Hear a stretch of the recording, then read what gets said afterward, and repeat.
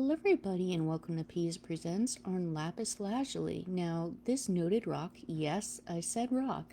First lesson of the day is lapis is not a mineral. It's actually a rock, a metamorphic one at that. Now, it's a form of metamorphic rock with its composition is up to actually a great debate by some. Now, overall, you'll probably most see that it has a high composition. Percentage of said composition is, again, up to debate. But it's a form or metamorphic rock with the mineral lazurite as what Mindat just terms, quote, an essential component. Again, percentage up to debate. Now, the key mineral can also be huane, which is named after the father of crystallography, as he's so shown right over there. I know he looks like kind of a even more evil version of Mr. Burns, but trust me, he was really, really cool. Great guy. So basically, it's a metamorphic rock with this key blue mineral to it. Now, the name of lapis, and henceforth I'm just going to refer to it as lapis in this presentation and not by its completely full name just for sake of brevity. I know some people don't like that, but really, we're here to have fun and learn and not necessarily be too much of a purist. So, its name dates to 1636. It's from a combination of two words, the Latin lapis and also a Persian, which together mean blue stone. So really it's like the type of thing that I would have named. It's like, oh, that's blue stone, cool. Now, lapis has very variable properties. There are some sources that say it has a hardness of 5.5, some up to a 7.5, some a 3 or a 4. Part of that is due to the fact that its composition is not set in that it's variable. Overall, how does it form? Well, it forms near igneous intrusions of calcitic rock. So if you're thinking of that, think like limestone, calcite even, that are subject to pretty good hydrothermal metamorphism or just also contact metamorphism, whereupon whatever blue mineral and key replaces portions of the host rock. Now, its use altogether dates back nearly 8,000 years, with the most famous locality being Afghanistan. So now, those flecks right there are pyrite grains. So something I see people ask a lot in Mineral Fest is what type of, and other mineral shows too, what kind of specimen should they look for? Like if they're shopping for lapis, should they look for something that's just pure blue or something that has pyrite in it? And really, I just say collect and wear whatever the darn heck you want to. So basically, I actually looked into this, some appraisers will say that because the pyrite and the calcite, which by the way, the two most common accompaniments to this rock, if they are in there, they can count as inclusions, and that would reduce the value of a specimen if you were to have it valued. Now, others will say, no, that doesn't do it because it's an essential component to it. So, because even the air quote professionals can't agree, again, just collect whatever you want, and its value is whatever you deem it to be. So, this is not lapis. This is actually sodalite, which, yes, is one of several of a group of minerals that go into this metamorphic rock stew potentially that lapis does form into, but you got to keep in mind that sometimes there are sadly unscrupulous people in this world, and commonly it is thought that if you find a fake specimen of lapis at a show, what a lot of times it's people that they use sodalite or slightly tinted agate.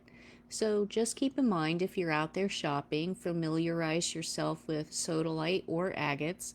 One source that I saw online said to bring some acetone and testing substances with you to be sure that any coloring did not come off a proposed agate, but really, I can't think of a single person that would let you just take acetone to a bunch of specimens and start scraping them about. So just buyer beware and familiarize yourself with hardnesses and other things that you can do at a show.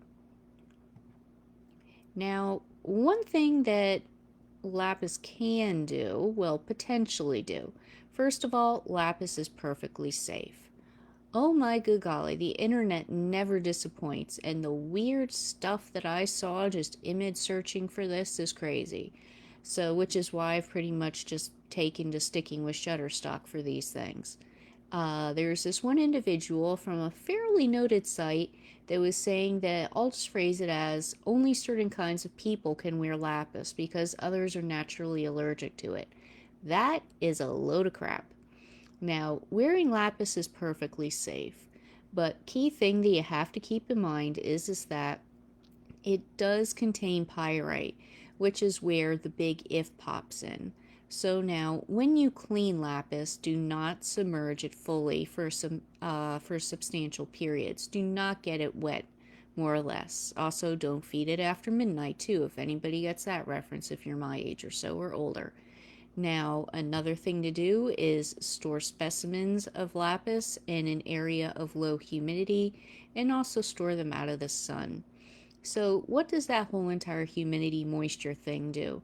Well, because it is such a substantial, well, not substantial, but because it contains such a fair amount of pyrite, moisture, humidity, the damp can cause the pyrite actually to turn to iron sulfide, sulfur dioxide, and or sulfuric acid, which can be that pyrite disease.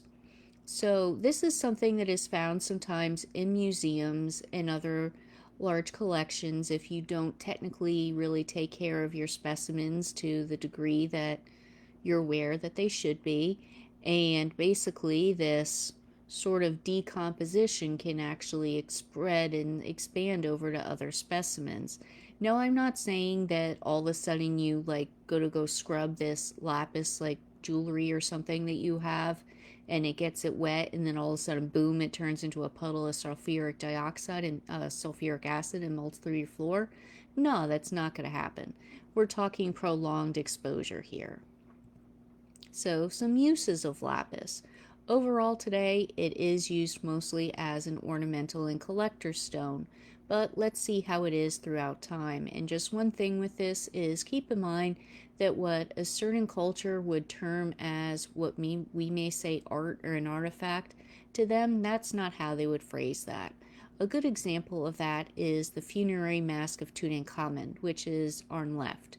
Now, many people, yes, would call that an artifact or an artwork, but to the ancient Egyptians, it was anything but. It was a very, very real and culturally significant piece of funerary equipment, with the blue on the mask right there being lapis.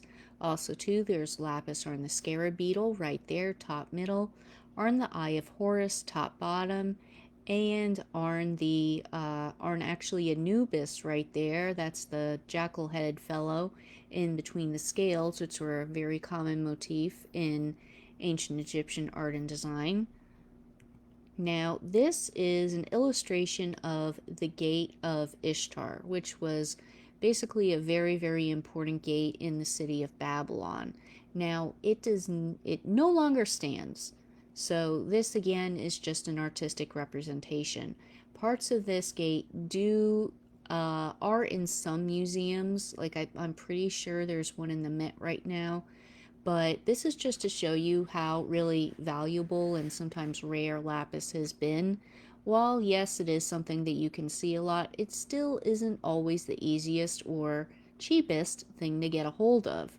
So even the Babylonians, with all their wealth, well, they kind of faked it a little bit. So instead of these tiles being all lapis, what they did is just basically like home improvemented it, and they painted it with a blue paint that was meant to mimic actually all the stones in there being out of lapis. So yeah, never feel bad if you can't afford a particular specimen, because even the Babylonians couldn't. So this is one of my favorite pieces of all time. It's when I first saw this, it's actually at the UPenn Museum. Absolutely, absolutely stunning. I just burst into tears, scared the crap out of the security guard. But it's called the Bull-Headed Lyre, and it's from the Mesopotamian town of Ur, and was made sometime from 2550 to 2450 BCE. The bull there has a beard, and then The actual lyre part, the strings and whatnot, have sadly decayed due to age, but the beard part of the bowl, that is what's made out of lapis. It's really neat because when you get close, you can see that the little pyrite flecks almost look like stars in it. It's very, very pretty. Now, okay, sapphires and lapis. Those are two things that have been very much interconfused and still are today. There is an old idea that within the Bible, references to sapphire actually are referencing lapis because, according to some, notice how I phrased that, sapphires weren't known in the ancient Near East until very recently. That's actually not true. And how long they've been used is something that's very much up to debate with archaeologists. But still, like, I even checked my Bible just a couple of minutes ago, and it even says in some parts in the Old Testament when they're talking about sapphires, it'll say there's a note, and then down at the bottom, and this is just a King James New International Version, it'll go, that is lapis lazuli. And so, as to whether or not it's been completely confused with sapphire, I think that's quite of a stretch. But some folks have said that it has happened throughout time. So just so you know, if you see that, take it with a little grain of salt. But a neat piece of trivia is, well, at least I think it's neat, is that one old word for lapis was actually saphiros, which is the word from which we get the actual word sapphire from. So, in a way, lapis actually named sapphire, so they kind of sort of are related in a weird trivial pursuit sort of way. Now, probably one of the most famous historically, and yes, that is a leaf, one of the most historically significant uses of lapis is as the pigment ultramarine, which is grounded up in the middle. Now, because of the preciousness of lapis, and also too because of its role culturally, blue is a sort of color that is often reserved for royalty and the higher up, the nobility.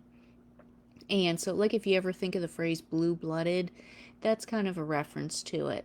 So because of that, it was precious and expensive and was meant to basically only belong in certain kinds of paintings or represent certain kinds of individuals, especially in, say, during the Renaissance, like here on the left, where you can see that the Virgin Mary's robes are made out of this ultramarine pigment made of lapis, which was traditional for the time and is still traditional in some artworks as well. Now, on the right is a more modern but still very famous piece, Girl with a Pearl Earring by Vermeer, where the blue part of her headscarf is actually lapis. Now, that is a little bit on this wonderful, wonderful rock. So, thank you very much, folks. Now, go out there and add to your collections. Bye.